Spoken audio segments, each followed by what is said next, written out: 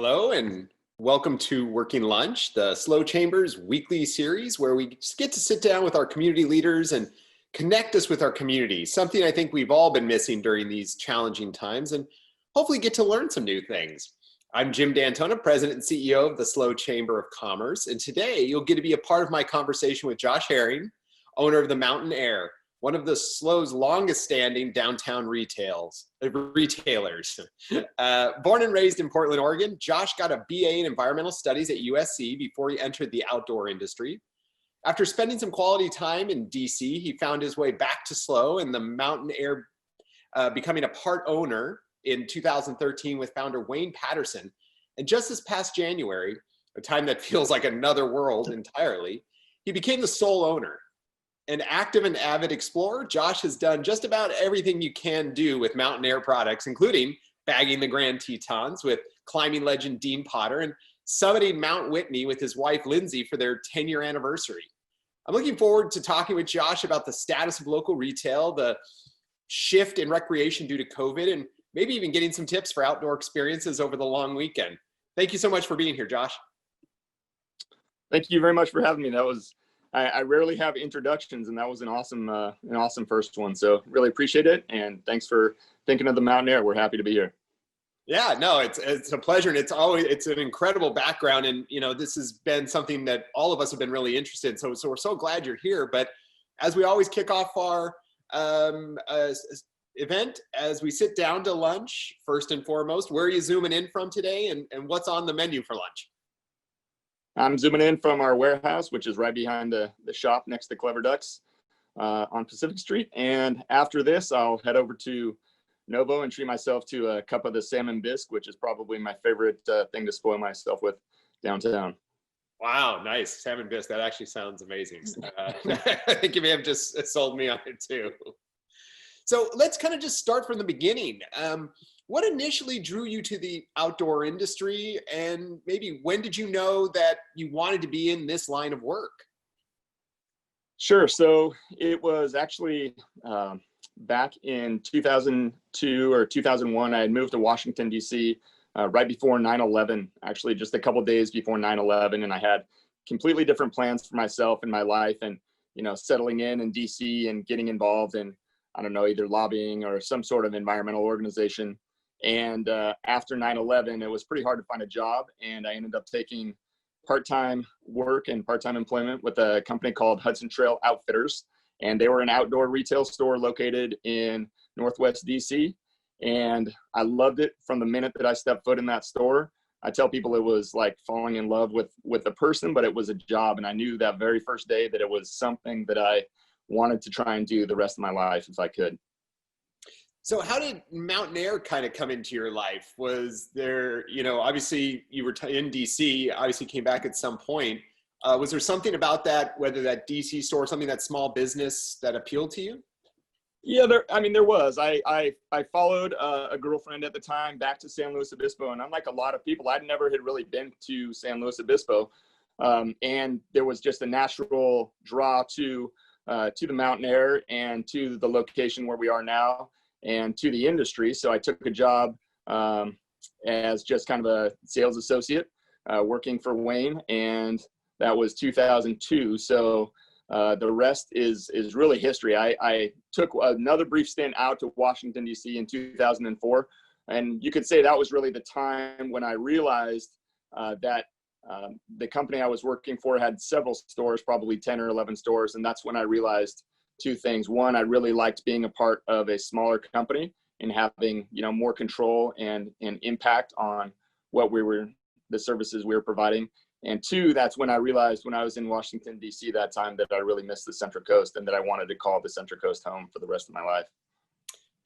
Well, and thinking about kind of the long-term, I've only been here 18 months, been visiting for a long time, so knew about the Mountain Air, but understand that it's a staple in Slow for years before obviously I became knowledgeable about it. Can you tell us a little bit some of the store's history? Sure. So Wayne Patterson, who I owe just a ton to, started the Mountain Air in 1975, just after Cal Poly, just after he'd been at Cal Poly. And we were located over on Higuera Street, which is a location currently vacant, but it was House of Bread and then was the flip-flop shop over on Higuera.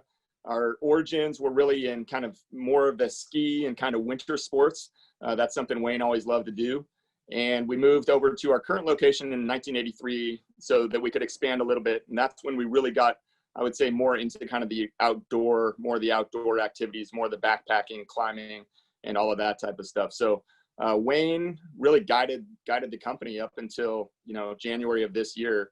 And his impact is definitely lasting, not just through me, but through everything that we do. Yeah, and it certainly, in getting to know the community, a lot of folks told me about how wonderful the store is and the great work you guys do, but it's also now played a central role in your family, right? I understand. That's right. I mean, so when we were talking earlier, I mentioned that my wife, Lindsey, and I actually met in the mountain air in September of 2005. So it's pretty cool. Every single day I can see the exact location on planet Earth where I, laid eyes on my wife for the first time, but she had never been in the store and I happened to be working that day and we hit it off immediately. I actually offered her a job and she worked at the shop for a few months before we realized maybe that wasn't such a good idea if we were going to start dating and kind of take things a little bit more seriously. So yeah, and ever since she's also been really active, especially, in the last couple of years and some of the things that the Mountain Air is doing in the community and helping us kind of promote a lot of those events in the community. So, and now we have 3 kids. We have 3 small boys, Jack, Luke, and Dean, and they've grown up with the shop and they've grown up coming to the shop and our employees know them well and they really enjoy being here. We wear aprons when we're on the floor and Jack and Luke, not Dean yet, they both have their own apron that they wear, when they come in for a half an hour here, half an hour there. Though it hasn't been recently that they've been in, obviously, but they've really grown up around it and grown up around the gear that we love. Well, and it's, such a key part of the fabric of our country where we talk about, small businesses and, owned by a family. What do you hope they learn about growing up in a small business? And what do they think about it now? I mean, obviously as kids, it's had a little different view probably, but do you think there's a lot of value in having that experience? Yeah, I mean, I would hope that they see that the impact that we have on the community and how interwoven our business is with the community, and that I think the bigger impact that they might see is when we're out doing other things and we're not in the shop, but we're out at, a grocery store or we're out hiking and we see customers and they're asking me, Dad, how do you know that person? Or, why did that person say hi to you? Or what were you talking about? And it's oftentimes that connectedness that we just have when we're outside of the shop as well, that I think is demonstrating to them how far reaching, we can be in the community. So they know that I work at home when I'm home. They know that I'm working and doing work at home. But I definitely think that they're seeing that the value of owning a business is that we're able to kind of do things the way we want to do things. And they hear Lindsey and I have discussions at night, and they know, the boys know that we're able to make decisions, very quickly and very rapidly and kind of just do what we want to do, which is a great thing about owning a business. Well, and when we talked a little earlier this week, you were sharing some of the ways that kind of outdoor retail differs from like the so-called traditional retail. Can you share a little bit more about what makes it so unique and how that is showing up maybe during this pandemic? Sure. Yeah. I mean, we like to call it, and we've talked about it recently, as comfort food. The outdoor industry is a lot like comfort food. It's like chili and cornbread. It is getting outside and getting connected to nature and getting it connected to kind of the wilderness. And we think that outdoor retail just provides the tools to be able to do that better and to kind of, to steward that connection to nature. A lot of people, as we know, are not flying. They're not taking big trips. They're not traveling internationally, but the trails are open space is open. I mean, San Luis Obispo and the city of SLO has done just a wonderful job. And I think we were worried early on that maybe having all the people on the trails and promoting getting outside and I think we were worried early on that maybe some of those resources would be closed and some of that open space would be closed. But the city has done such an awesome job, especially during the pandemic, of just making sure that those trails and that open space stays open. And I think that our community has done a wonderful job of also doing their part to make sure that those trails and that access has remained open, for us locally. So, yeah. Well, and it's, obviously during this pandemic, it's, created a lot of challenges for folks, and kind of looking forward, how do you think the pandemic will change what a traditional business plan might look like, and the considerations people have when obviously embarking in a new enterprise? You just officially took over the whole thing in January with probably a different view than what happened in March, April, or was not in the plans, right? Yeah, that's right. I mean, in having, I guess I could compare it to maybe like from a biological sense, or, an environmental or ecosystem sense, having business biodiversity. So making sure that your business is a portfolio of many things that you can never predict. A pandemic, obviously, or there are certain things you can never predict, but your business has to be able to be more diverse and be able to change with the climate, and to be able to change with certain situations, and not to put all your chips in one basket, or your eggs in one basket. So, for us, that has been things like not just starting our e-commerce site, but really looking at, okay, going forward, is this a 2-year, a 5-year plan? Like, where do we expect to see, like, if we want to grow the business, do we see that coming, through e-commerce? It's also been looking at what are we actually like giving to the community? How can we make sure that we're part of this community? And if we're all in this together, like, let's all be in this together, and it's playing our part in the community. So we've done a lot of things during the pandemic that I think have been pretty cool, where we're encouraging people to get outside, and we're encouraging people through little challenges, or we had a hike formal campaign, which is still going on if anybody wants to, but we're encouraging people to get outside and dress as snazzy as they can dress. And it's cool because it kind of creates this really contrasting feel and look when you're at the top of Cerro San Luis, but you're in, a suit and tie. So, just doing things that we can all kind of be in and enjoy together, and kind of diversify from, we're not just selling goods, we're more of just a retailer. We're actually here to kind of create a community that's going to last for a long time. Well, I mean, that's kind of an interesting kind of segue, because in your business, I'm sure, and it's been my experience in coming to the store, is you have folks who are passionate about what they're doing there. And, getting your team members together, how have you developed your team to kind of work through this and help them? And what's the brand kind of that you try to set forward for Mountain Air? Sure. I mean, we have an awesome team, and I think that everybody plays their part in our success, which is really cool. I would rather, when we're looking to hire people and bring people into the Mountain Air, it's so much more important to me that they value the history and kind of the culture of our company, which is community first. It's about engaging and exciting our customers when we're hiring employees. But looking at the employees we have now, they've all done a great job these last few months. We're not essential workers, and we're certainly like not on the front lines, but man, like every day our employees are showing up, and they're wearing a mask, and they're helping customers, and they don't know who's necessarily coming through the front door or what questions are going to get asked. But every day they've been showing up and working so hard just to make sure that people still have the access to doing the things they love to do outside. So I don't know if you're a baseball fan, or who out there is a baseball fan, but early on, my manager Andy and I were in the office, and this is when we were closed, and I brought up Pete Rose, and his nickname was Charlie Hustle. And just the concept of like always hustle, and hustling is just like, what can you do today, to make it a good day and make it a successful day.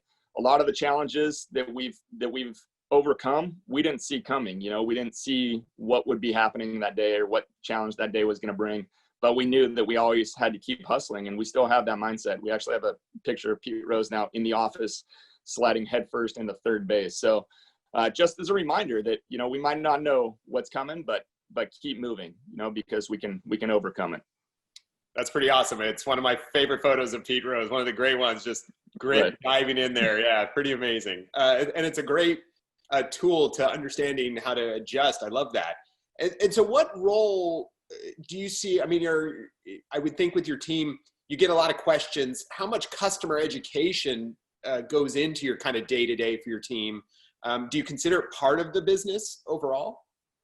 Yeah, I mean, that's one of the things that I think we do. And if we look at our brand and just kind of what I want our customers to feel when they come in, it's that we are educating them first. We're here to educate them. There's a lot of choices that they could be making on the products that they're choosing. So we want to educate them on kind of the features and benefits of all of those products. But furthermore, where are they going to be using those products?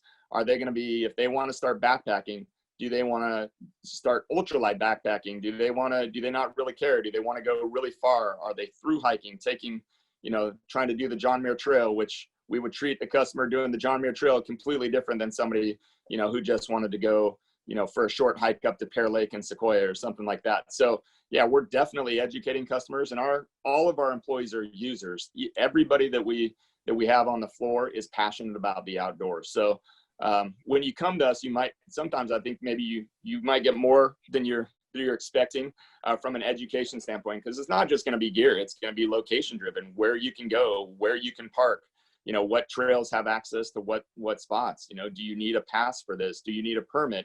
All of that type of stuff we're a wonderful resource for. And if somebody doesn't know the answer, if one of our employees doesn't know, we'll find out for you, because every day somebody on the floor is going to be able to help you with just about any question you would have. Yeah, I'm wondering if you because I would be one of these guys like, I like to hike up, Cerro San Luis, and now I want to do the John Muir Trail. And you're like, whoa, bro, like slow your roll here. You're going up. You may want to start a little slower than doing that. Yeah, I mean, that's true, but we would provide for you everything you would need to do the John Muir Trail. And I mean, that as an example it's a very hard thing to obtain a permit for. So if you were just kind of like weekend warrior in San Luis, and then you decided to do that, and you drew the quote unquote golden ticket for the John Muir Trail, I mean, we would be invested in that trip with you. We would get you everything you need, but also we'd be checking in. There's so many customers who are coming in, and we're aware of the trips that they're taking or that they're preparing for, planning for. Multiple employees are invested in that adventure with them. So yeah, that might seem like a stretch, but we got your back if you're ready for that. That's awesome. And I would say that's what I think this community loves about that store and what you invest in it. So that's so great to hear, because these are folks you're probably going to see around town, right? I mean, you guys are there, like you said, at the grocery store. Absolutely. And we tell our employees that too. If you're helping somebody with footwear, with hiking boots or a backpack, you will see them. So it's absolutely important that there's accountability for us as salespeople when we're helping people in educating them on the gear and, where they're going on their trips. There's absolutely accountability on our end, because it's such a small community. So yeah, we're in that together too. That's so awesome. So you were talking a little bit about, ultralight packing, and what are some of the trends actually now you're seeing in consumer preferences, in the COVID? Sure. I mean, that's something that we wouldn't have necessarily seen coming. But a lot more people are getting outside, obviously. And we're seeing people who never really hiked before starting to hike, and people who have hiked Cerro San Luis or hiked locally on day hikes wanting to start backpacking. And we're seeing people wanting to start car camping. So, I mean, that's definitely been a trend. And I think that's something, especially in the fall with, very few sports, at the youth level, and obviously school and not being in just school being virtual. I think we're going to see a lot more people recreating outdoors until the days start getting, so much shorter, and it starts getting colder in the Sierra and stuff like that. But yeah, it's an awesome time right now. Usually September and October are the best times to be, especially out in the Sierra, camping and backpacking. And now, there's really no excuse not to get up there. Well, and some of the things you're talking about there is, right, you might get some new folks in there who have not done it before. I would assume some of those things that need to happen are, preparing for your clothing, right? Like getting real updated information and preparing for being in maybe cold that you didn't expect or something. And I assume your folks are ready to kind of talk about those things. Yeah, absolutely. One of the coolest things we do, and it's called the Pack Shakedown, and we used to do it on Thursdays, and it was called Pack Shakedown Thursdays, and it's been a little, we haven't done it quite as much during the pandemic, but the concept is pretty simple. You pack for your backpacking trip, and you bring us your backpack, and we open your backpack up and start taking everything out of the backpack, and we start going over, why did you pack this? What are you going to use this for? Do you really need this? What are the things that you can't live without? So it's called a shakedown, and that we're taking a pack that may weigh 50 pounds, and we're going to shake that down to a level that's much more accommodating for that trip. We sometimes will, take 10, 15 pounds off of that pack, and it's because there's a lot of redundancies in the way somebody's packing. But if we look at that shakedown, that kind of idea, I mean, that's applicable to pretty much any outdoor endeavor. Whether it's just a family like car camping trip or a ski trip or things like that. So yeah, I mean, we can work you through that foundation of clothing and what to wear, finding pieces of clothing that are versatile and accomplish more than one need and have more than one purpose. So yeah, absolutely. Well, and one of those things you're talking about there is all the pieces that are going in, and this is obviously in COVID, people are starting to have to ramp up and buy some of these things in order to do that. But are you seeing any challenges, in terms of the supply chain, or what customers should be ordering now or buying now to avoid kind of sellouts either the winter or going into the new year?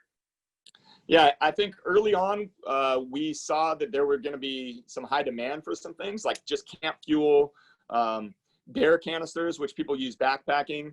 And then as time went on, the supply chain for a lot of the hard goods, we call them the sleeping bags, sleeping pads, backpacks, a lot of that stuff has been starting to tighten quite a bit. So as we head into fall, there's some uncertainty around that.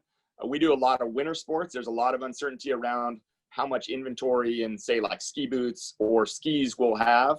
And I think the biggest category that we've been chasing inventory, if you want to call it that, has been just car racks. People are out and they're either on bikes for the first time in a long time, or they're taking little mini road trips, or they're going camping and they realize that they don't have enough room in their car. So we have been selling a lot of car racks during this time. And if I was going to pick one thing that you should get now that might not be available in a couple months, it would be a rooftop cargo box, because those have been really hard to come by. And we're trying to keep up with those orders, but we're looking at a few months down the road for some of those. And we have a bunch in right now, but that's the one thing that I think we'll probably run out of. Yeah, definitely. That's one thing you don't prepare. As I kind of mountain bike, it's before, and if you want to go distances or bring those tools, you got to have these hard items. So that's a great tip. We really appreciate kind of giving that heads up.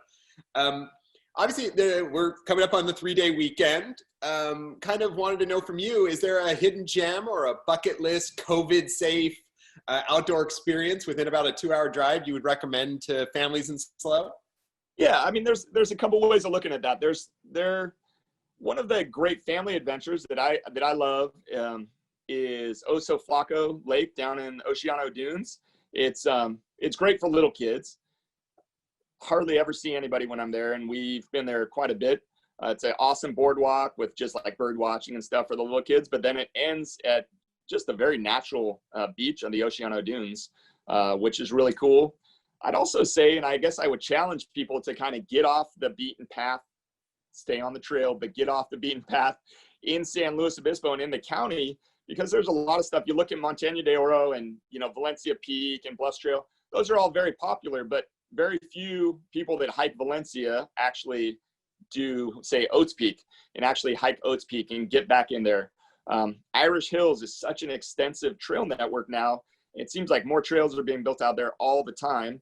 So instead of your normal route, challenge yourself to hike from, behind Home Depot all the way over to Johnson, do the Johnson connector or things like that. So there's Cerro Alto, which is wonderful. Hardly ever see anybody out in Cerro Alto, yet it's a higher peak than anything we have in San Luis Obispo. If you want to get a little bit more adventurous and travel right around 2 hours, a little bit more than 2 hours. Mount Pinos, which is in right on the border of like Ventura County, but in the South Los Padres, is over 8,000 feet. So it's the tallest peak in Ventura County, and it's awesome to be up there. A lot of people don't think about backpacking in the Los Padres. A lot of people go north to Big Sur, but there's a ton of backpacking in the Los Padres. So yeah, if anybody out there wants to come on in, we'll give you some really specific and tailored, 2 or 3 day backpacking trips in the Los Padres. That's awesome. That's awesome information. And hadn't thought about doing that in this, lived in Ventura County and this area for my whole life and not thought about actually doing that. That's an incredible tip. So one of the things that kind of comes up when you talk about these things, and you said like, get off the beaten path, stay on the trail. Great note. I'd like to dive into some of that tension. It looks like that you occasionally hear about between wanting to make sure public lands and open space are accessible and the nature of people wanting to keep their favorite spots, private. I know you're an advocate for preserving public open space. Can you talk about the importance, kind of firsthand experience to preservation and kind of protection and why that's important? Sure. Yeah, and I mean, that's obviously like a huge, complex issue. I think on one hand, you want to make sure that there's access for everybody, that everybody can access open space, that everybody can access national parks, beautiful state parks, campgrounds. On the other side of that, there are, fees associated with that. And you look at kind of what does it actually take to upkeep these areas and to make sure that these places stay beautiful and stay natural. So it's my belief that we all should be able to access the outdoors, equally without,